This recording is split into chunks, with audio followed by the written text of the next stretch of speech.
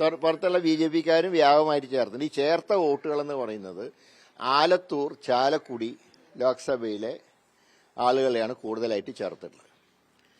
മാത്രമല്ല, ചാലക്കുടി ലോക്സഭയിൽ BJP candidate അല്ല മത്സരിച്ച് BDJS ആണ്. അവരുടെ വോട്ടിൽ വ്യാപകമായിട്ട് വോട്ട് ഇടിഞ്ഞിട്ടുണ്ട്. അവിടെ 2014 അഡ്വക്കേറ്റ് ഗോപാലകൃഷ്ണന് കിട്ടിയ വോട്ട് പോലും കഴിഞ്ഞ ലോക്സഭാ ഇലക്ഷനിൽ BDSന് അവിടെ ചാലക്കുടിയിൽ കിട്ടിയിട്ടില്ല. എനിക്ക് തോന്നുന്നു കേരളത്തിൽ BJPക്ക് വോട്ടിടമുണ്ടായ നിയോജകമണ്ഡലങ്ങൾ പ്രധാനപ്പെട്ട ഒന്നാണ് ചാലക്കുടി. അപ്പോൾ അത് തൃശ്ശൂരിൻ്റെ പരിസരമാണ്. അപ്പം കയ്പമംഗലം ചാലക്കുടിയാണെങ്കിൽ അതിനിപ്പുറമുള്ള നാട്ടികയുടെ ഭാഗം തൃശ്ശൂരാണ്. അപ്പോൾ അവർക്ക് ചേർക്കാൻ എളുപ്പമാണ്. അതുപോലെ വടക്കാഞ്ചേരിയിലുള്ള ആളുകളെ തൃശ്ശൂർ ചേർത്തു. കാരണം തൃശ്ശൂർ കോർപ്പറേഷൻ്റെ അടുത്താണ് ആ പ്രദേശങ്ങളൊക്കെ. വടക്കാഞ്ചേരിയിൽ നിന്ന് തൃശ്ശൂരിലേക്ക് അടുത്ത ബോർഡറാണല്ലോ. മുളകുന്താവിടുള്ള വോട്ടർമാരെ ഇങ്ങോട്ട് ചേർത്തിട്ടുണ്ട്. അപ്പോൾ അങ്ങനെയൊക്കെ വോട്ട് ചേർക്കാൻ അവർക്ക് എളുപ്പമായിരുന്നു. അതും മാത്രമല്ല, ഇപ്പോൾ ഒരു കാര്യം ഈ ഇലക്ഷനോടെ നമ്മൾ മനസ്സിലാക്കേണ്ടത്, ഈ ഫ്ലാറ്റുകളെ ഇനി സാമ്രാജ്യങ്ങളായിട്ട് കണക്കാക്കരുത്. വോട്ടർമാരെ തേടി പാർട്ടി സ്ഥാനാർത്ഥികളുടെ ആളുകൾ സ്ക്വാഡ് ചെല്ലുമ്പോൾ ഇങ്ങോട്ട് കയറണ്ടെന്ന് പറഞ്ഞ് വാതിൽ കൊട്ടിയടയ്ക്കുന്ന ഏർപ്പാട് ഇനി മുതൽ നടപ്പിക്കില്ല. അതാണ് ഈ പ്രധാനമായും ഫ്ലാറ്റുകൾ കേന്ദ്രീകരിക്കാൻ ഇടയാക്കിയ സാഹചര്യം എന്ന് പറയുന്നത്. ആ ഫ്ലാറ്റിൻ്റെ ആരെങ്കിലും ഒരാൾ പിടിച്ചാൽ മതി. ഇപ്പോൾ ഈ വോട്ട് ചേർത്ത വോട്ടർമാരെ ഫ്ലാറ്റിലെ അഡ്രസ്സുള്ളവർക്ക് അറിഞ്ഞുകൂടാ. ഇത് വലിയൊരു സീരിയസ് ആണ്. കാരണം കേരളം പോലെ സംസ്ഥാനത്ത് ഇങ്ങനെ ഒരു നുഴഞ്ഞുകയറ്റം എന്ന് പറയുമ്പോൾ അതിനെ നമ്മൾ ഗൗരവത്തിലായിട്ട് എടുക്കണം. പിന്നെ മറ്റ് സ്റ്റേറ്റുകളുടെ അവസ്ഥ എന്തായിരിക്കും? അല്ല, തൃശ്ശൂർ അതിനും കൂട്ടു നിന്നിട്ടുണ്ടാവണം.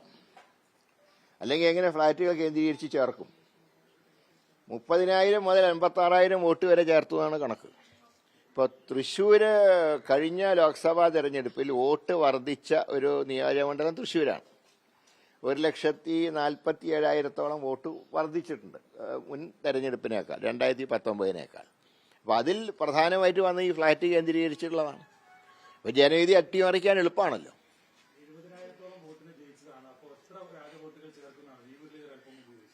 അല്ല, ഈ വോട്ട് ചേർത്തു കള്ളത്തരം കാണിച്ചു എന്നുള്ളത് വ്യക്തമായ സാഹചര്യത്തിൽ ഒരു ധാർമ്മികമായിട്ട് രാജിവെക്കുന്നതാണ് നല്ലതെന്നേ പറയുന്നത്. രാജിവെക്കണമെന്ന് ഞാൻ പറയുന്നില്ല. കാരണം അദ്ദേഹം കൂടുതൽ കാലം MP ആയിട്ടിരുന്നാൽ അത്രയും UDFന് നല്ലതാണ്. കാരണം അദ്ദേഹം ജയിച്ചുകൊണ്ട് മാത്രം ഒരു BJP സ്ഥാനാർത്ഥി ഇനി തൃശ്ശൂർ ജയിക്കാത്ത അവസ്ഥ ഉണ്ടായിട്ടുണ്ട്. അതൊരു നല്ല കാര്യമാണ്.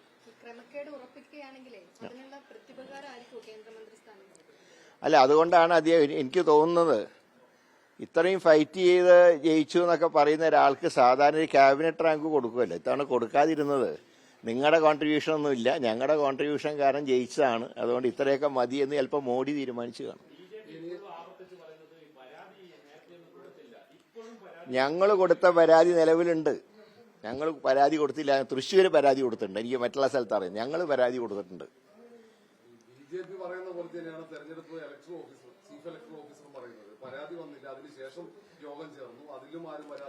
പരാതി ഇലക്ഷന് മുമ്പ് തന്നെ പരാതി കൊടുത്തല്ലോ.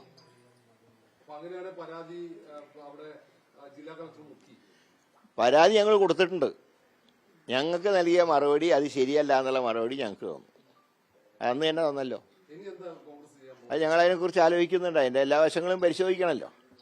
മാത്രമല്ല, ഇതുകൊണ്ടുണ്ടായൊരു മെച്ചമെന്ന് പറയുന്നത്, ഈ ഇന്നിപ്പോൾ ഇന്ത്യയിലുണ്ടായ ഈ സംഭവവികാസങ്ങളുടെ ഒരു പ്രധാനപ്പെട്ട ഒരു മെച്ചമായിട്ട് ഞാൻ കാണുന്നത്, ഇത് ഭാവിയിൽ ആവർത്തിക്കാത്തൊരു സാഹചര്യം ഉണ്ടാക്കും. ഈ സമരം കൊണ്ട് ഞങ്ങൾ ഉദ്ദേശിക്കുന്നതാണ്, ഭാവിയിലെങ്കിലും ഇതുപോലെ തട്ടിമറികൾ ഉണ്ടാവരുത്. ജനാധിപത്യത്തിൻ്റെ ദോഷവശങ്ങളെ മാറ്റാൻ ഇതുപോലുള്ള നീക്കങ്ങൾ തീർച്ചയായിട്ടും സഹായിക്കും.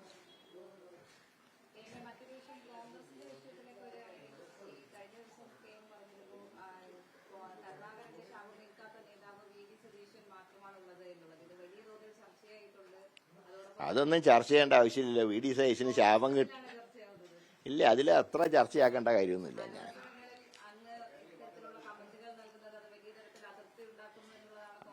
ഞാനും മറ്റുള്ളവരുടെ തൃപ്തി നോക്കിയിട്ടല്ല ഞാൻ അഭിപ്രായം പറയാം. ഞാൻ പറയുന്ന അഭിപ്രായങ്ങൾ ഒരിക്കലും പാർട്ടിക്ക് ദോഷകരമായിട്ട് വരില്ല.